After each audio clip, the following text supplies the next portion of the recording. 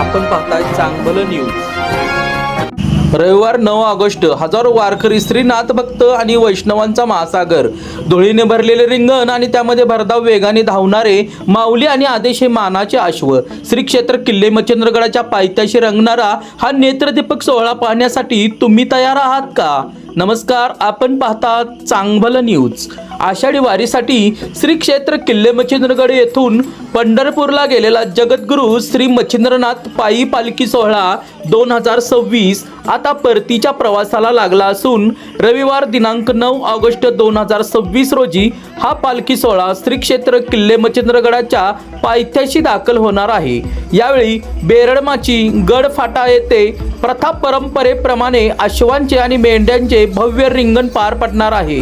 या रिंगणात माऊली आणि आदेश हे दोन मानाचे अश्व धावणार आहेत। हा अद्भुत सोहळा पाहण्यासाठी पंचक्रोशीसह सांगली आणि सातारा जिल्ह्यातील हजारो नाथभक्त वारकरी आणि वैष्णव मोठ्या संख्येने उपस्थित राहतात।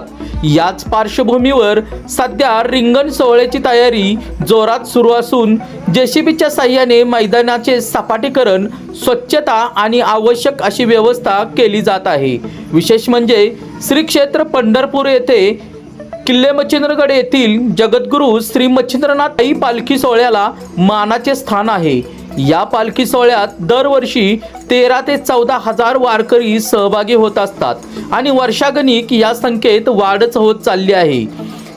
किल्ले मच्छिंद्रगड ते पंढरपूर आणि पंढरपूर ते किल्ले मच्छिंद्रगड असा संपूर्ण प्रवास मानाच्या बैलजोडीकडून श्री मच्छिंद्रनाथांचा पालखी रथ ओढला जातो।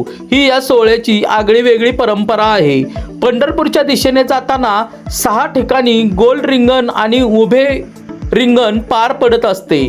त्यामध्ये आटपाडी आणि आचकदानी येथील भव्य रिंगण सोहळे विशेष आकर्षण ठरतात।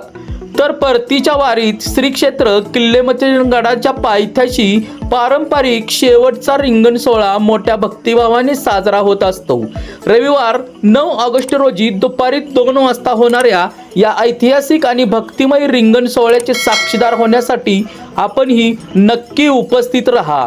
रामकृष्ण हरी, आदेश शिवगोरक्ष।